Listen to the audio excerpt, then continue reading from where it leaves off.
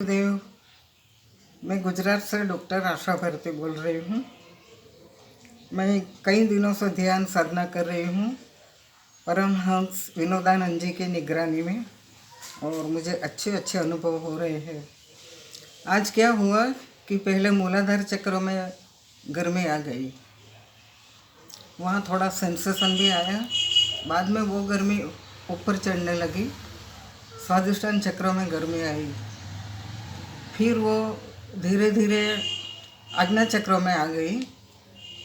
आज्ञा चक्र में पहले तो मुझे गुदगुदी हुई, बाद में गर्मी महसूस हुई। और वो मेरे जीवन में क्या हुआ कि कुछ सेंसेशन आया। वो जैसे कहते हैं ना कि जड़ हो गई, गुजराती में हम बोलते हैं कि जड़ हो गई। समझो कि वो जबान को लकवा मार गया, ऐसी जबान हो गई। मैं ओम का उच्चारण करना चाहती थी, फिर भी मैं नहीं कर सकी। ओम बोलते बोलते मेरी जबान लड़खड़ा जाती थी और एकदम सुन्न हो गई, और मेरे जबड़ों में और दांतों में भी वो झंझनाहट आने लगी। फिर वो शक्ति ऊपर आई, आज्ञा चक्र में आई। आज्ञा चक्र में गुदगुदी होने लगी, और वो कान पट्टी के ऊपर दोनों हिस्सों में मुझे बहुत दर्द कम महसूस हुआ। बहुत दर्द होने लगा, ऐसा लगा कि ये सब कान पट्टी मेरी फट जाएगी।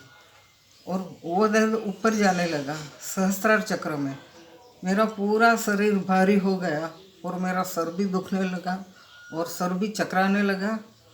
मैं घबरा गई कि ये सब क्या हो रहा है, लेकिन मैं समझती थी कि ये ध्यान में, साधना में ऐसा होता है।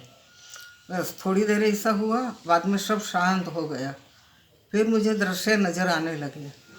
तो पहले तो क्या हुआ कि हमारे गुजरात में मोगरे का फूल बहुत होता है, सफ़ेद कलर का, और बहुत वो खुशबूदार होता है।